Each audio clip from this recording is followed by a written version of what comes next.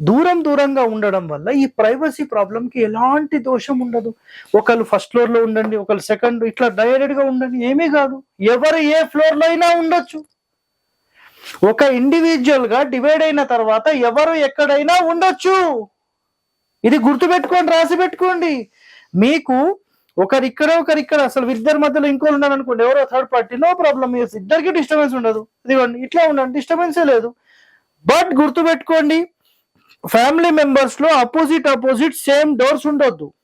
ఒకరు పడమర సెంటర్ పెట్టారు అనుకోండి, ఇంకొకరు తూర్పుకి ఈశాన్యం వైపుకి జరపాలి. లేదా వాళ్ళు నైరుతి నుంచి 4th ప్లేస్ లో పెడితే మీరు ఈశాన్యం నుంచి 4th ప్లేస్, అంటే అపోజిట్ డోర్సే మీరు మెయింటైన్ చేయొద్దు, పక్క పక్కకు ఉండాలన్నమాట. అలా 100% మీరు చేస్తే 100% మీకు ఎలాంటి దోషం లేదు. నేను చెప్పిన కారణాలే ప్రధానమైనవి. కావాలంటే మీరు అబ్జర్వ్ చేయండి, దీనికి సంబంధించిన పూర్తి పరిశోధన మీరు చేయండి, దీని గురించి పూర్తిగా మీరు తెలుసుకుంటారు.